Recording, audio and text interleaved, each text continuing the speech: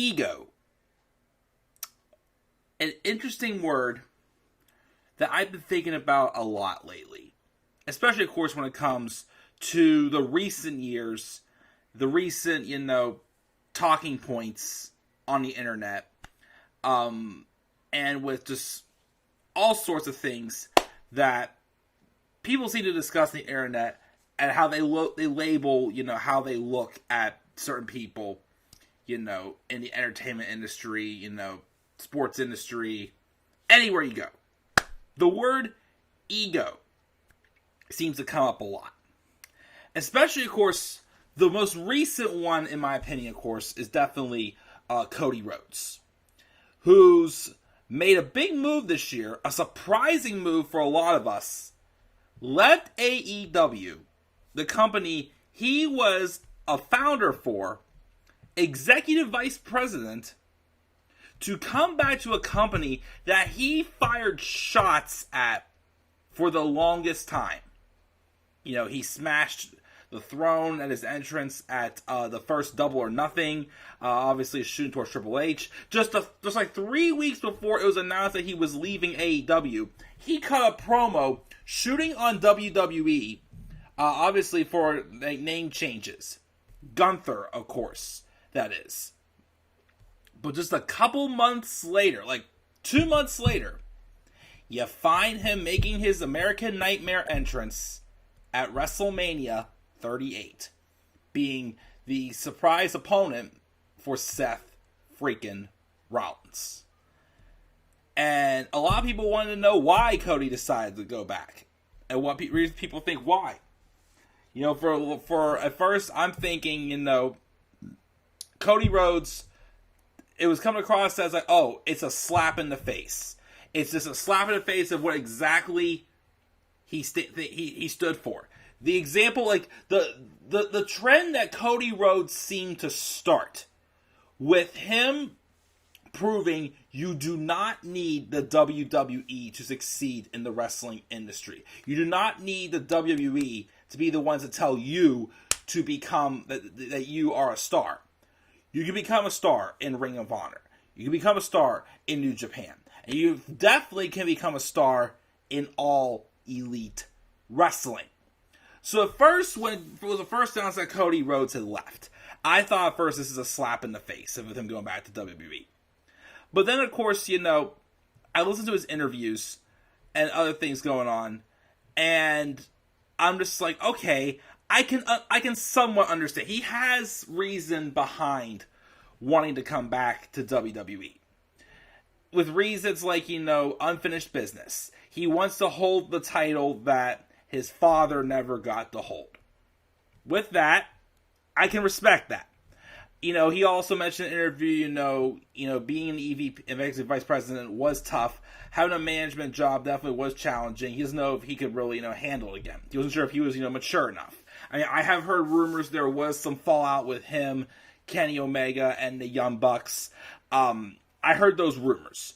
So, if he just, he had everything he wanted, but if he wants to, just do a little less to make him a little more money, that's fine. That's totally fine.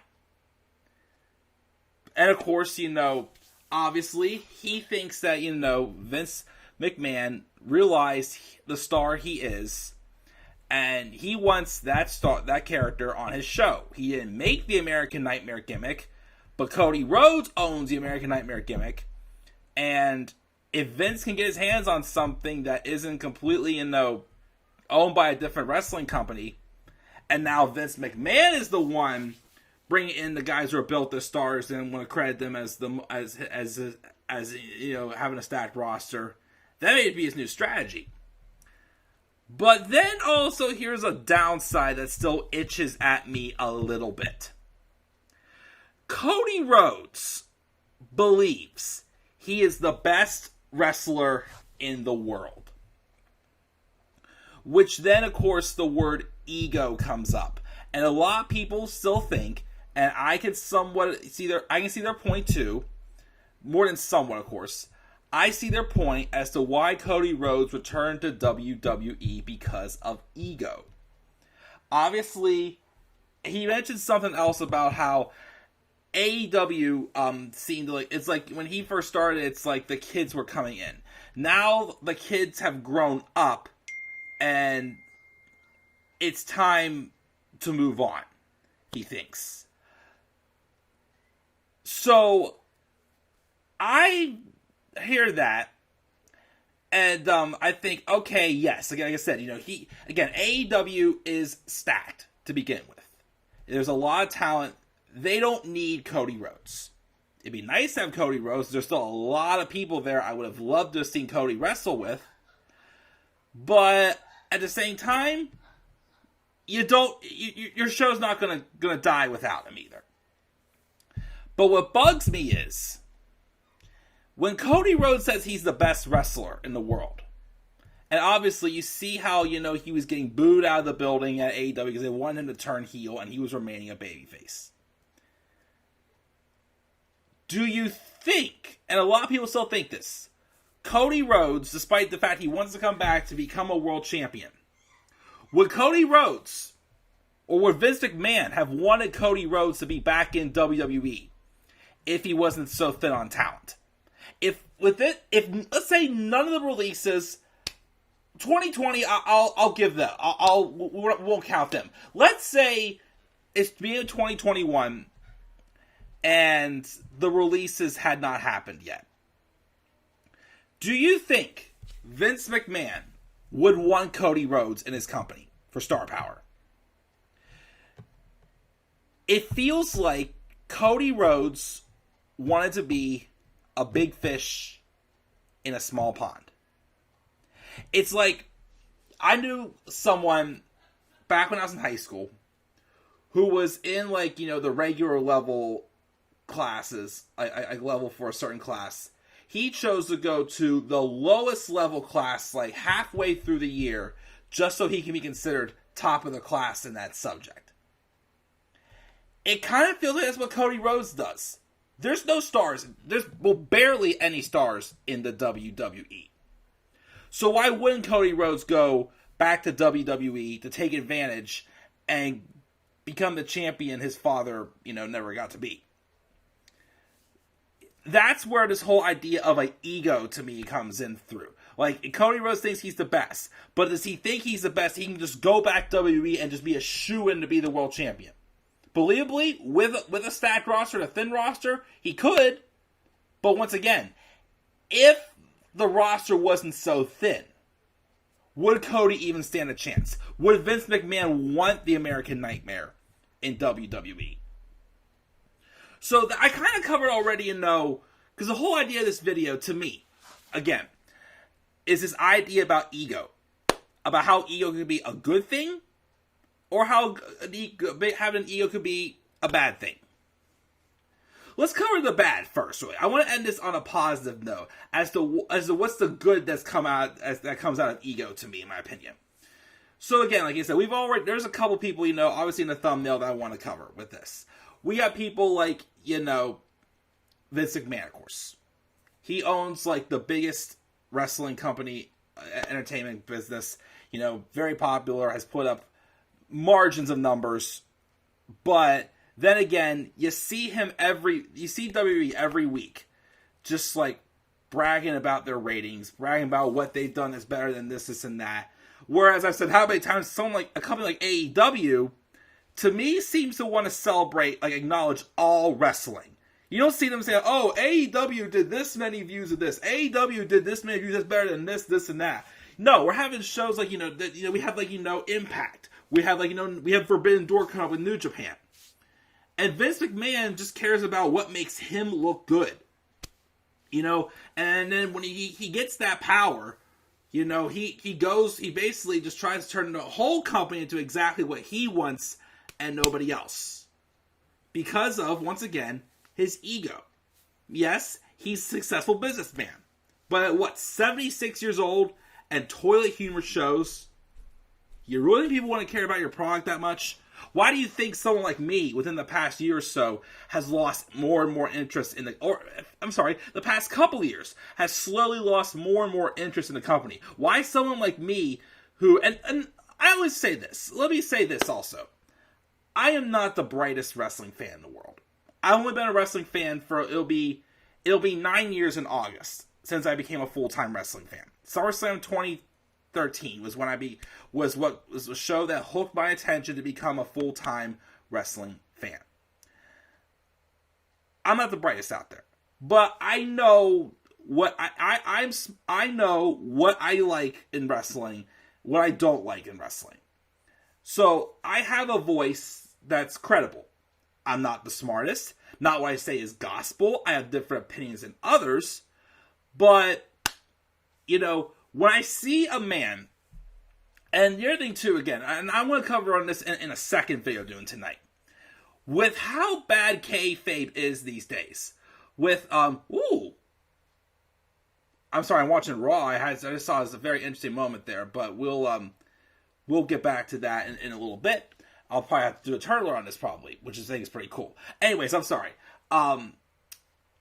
So kayfabe, I feel really has been damaged because of the internet.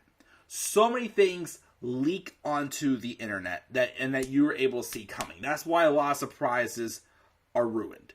But obviously, because of the internet, obviously in these rumors you hear just about Vince McMahon, it's just shown more and more now that he's out of touch, which I feel like even years ago, when he even admitted he was out of touch, years and years ago, you didn't need the internet for that. But as time's gone on, and you hear all these rumors and all these things of what Vince really thinks about this, obviously, people see how big of an ego he thinks he has. But instead of, trying to, make his fans happy, he just wants to play games and just insult the fans. As I said before, especially during the pandemic era where there was no fans at all, he took full advantage of making his company his own personal playground. It feels like that he literally just made this company his own video game on like a career mode or whatnot. He makes all the stuff that only entertains him and nobody else, and they're not invested. Then, of course, you think of guys like, Seth Rollins. Which, again, I love Seth Rollins. To me, one of the best, of course, in the past 10 years. I also think that Seth Rollins has built one of the best WrestleMania resumes from scratch since I started watching. Because I remember when I did some, top 10 WrestleMania stuff with some of my Horseman brothers, we, since for being a late bloomer fan, I didn't have too much to say about, the legends. But I remember I included Seth Rollins on my list because I thought that at the time, and it was just before WrestleMania 34, I think it was, or 30, I think 34, one of it was. Seth Rollins, to me, was building up a solid WrestleMania resume. I mean, look at his resume. He has, his first 2 years, he won with the Shield. WrestleMania 31, he lost to Randy Orton, but he had the heist of the century, cashing in the main event against Roman Reigns and Brock Lesnar. He was asked for 32. WrestleMania 33, he beat Triple H. WrestleMania 34, he won the Intercontinental Championship from The Miz, and in the triple threat of Miz and Finn Balor. 35, he beat Brock Lesnar for the Universal title. 36, he lost to Kevin Owens in a good match. 37, he lost to Cesaro in a good match. And 38, so he's on a losing streak at WrestleMania. He lost to the Cody Rhodes this year. But still, he doesn't need to really win another WrestleMania match to really have a WrestleMania moment. What else can he possibly do at WrestleMania at this point, But the ego of Seth Rollins got to him when, I think, in 2019, when he was Universal Champion, and he was just saying stuff that obviously, and it's another thing too, sometimes having an ego can piss off fans, or sometimes it'll make fans, get behind you. Because Seth Rollins, though, started saying stuff but he was supposed to be a babyface champion, but he's acting like a heel. Basically, dissing on fan favorites in New Japan about how he makes more money than them. And, of course, he started the trends of, the fans, dissing on the show. You should watch it. It's the best show ever. Making people feel like they're idiots for not being into the content. And the thing was if Seth Rollins would not have opened up his mouth about that, he would have been fine. Because, again, the material he had to work with as Universal Champion in 2019 was not his fault. It's what he was given. But instead, he tried to defend the guy who had the bigger ego that everybody, has, soured on over the years, Vince McMahon. And that's what caused people to turn their back on him. And again, show that he has a little bit of an ego, some bad example of ego. Of course, there's someone like Roman Reigns who's like in between. Even as a babyface, he constantly would say stuff like, people want me to turn heel, but I just want to be me. But yet, at the same time, he was still being the babyface and the polarized figure, like the newest John Cena that everybody kept, saying so. But to me, I felt like, he even though, he did always show it, he was just like, guys, face the fact. I'm the guy. There's nothing I can do about it. He was doing his job. So, a little bit of an ego there, but not like a massive, massive ego, really, I'd say, at the time, in my opinion.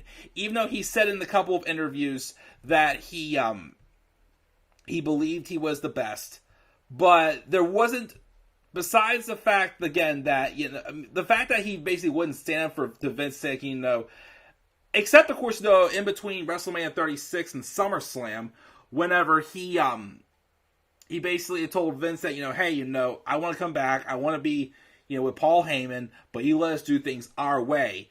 That's the only, before when he was not standing up to Vince McMahon, then people think, okay, he's just a go-with-the-flow guy.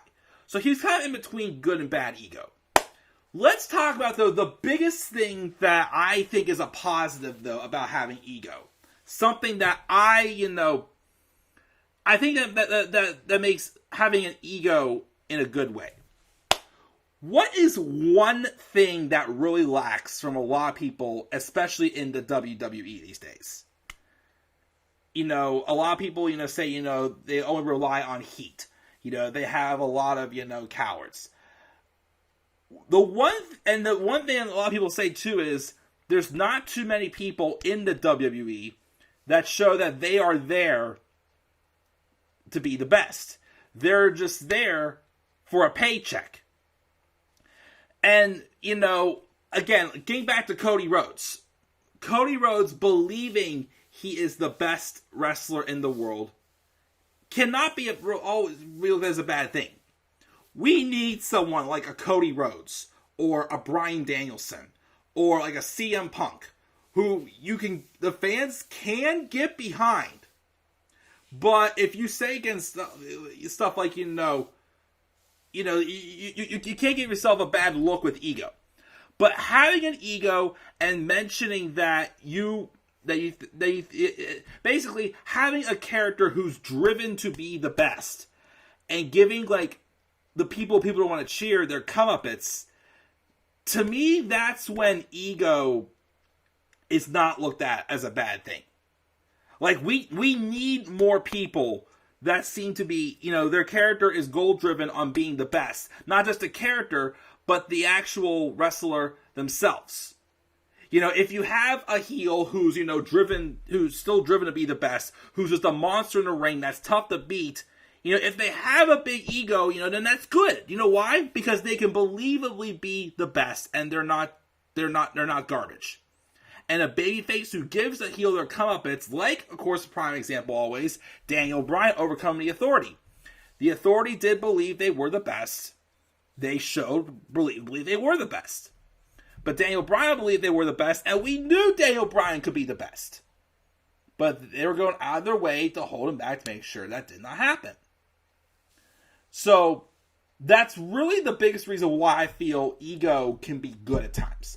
Like I said, we need more people. Well, WWE doesn't really have that. AEW has people who are goal-driven to be the best. Like an Adam Cole, a Bryan Danielson, a Kenny Omega, a Samoa Joe, CM Punk. Let's talk about CM Punk here. I know some people could say that CM Punk was greedy.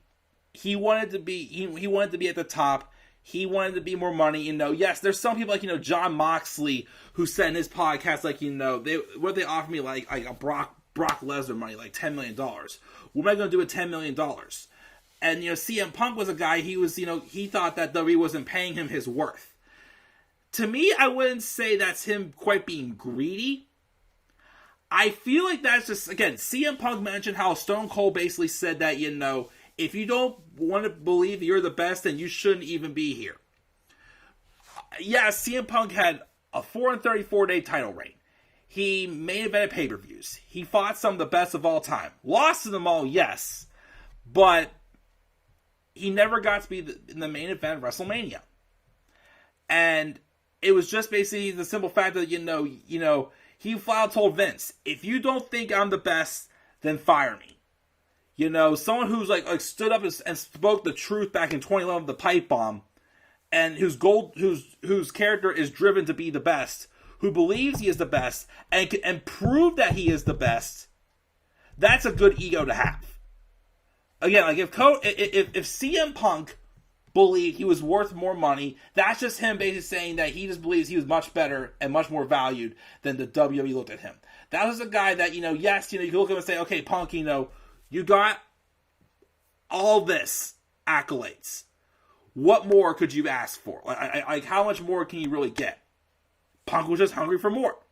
Punk was hungry to be the best. He wanted to prove he was the best. To go as far as to say stuff like, if you don't think I'm the best, if you don't think I'm worth being the main event of WrestleMania, then just fire me. Because I only want to be here if I can be the best. So, that's really, a couple of points about, having a good ego. And again, like I said, the main thing is, especially in WWE, they need more people who are driven to want to be the best and not just be there for a paycheck. Because again, whether you're playing a character or being yourself, it does reveal on TV when you're not putting on, good matches, or, you're just going through the motions and just doing whatever Vince McMahon tells you to do with his toilet humor storylines. It does reflect. So even though, there's some people who think that they're the best and get heat for it, and people who think like Cody Rhodes is in WWE because he wants to be a big fish in a small pond, which I can see, you gotta take into account also that the biggest thing we're missing from the wrestling industry, especially WWE today, even part of it, of course, is not their fault because Vince McMahon books them in crappy storylines, but you also don't have people right now in the company, not many, who are just they show that they're determined to be the best. Most of them feel like that, well, I get the money, this is how it's going to be, this is how it's going to be. People want more people who are determined to be the best. But that is my thoughts and my thoughts on the topic of ego. How it could be a good thing, but also how it could be a bad thing also.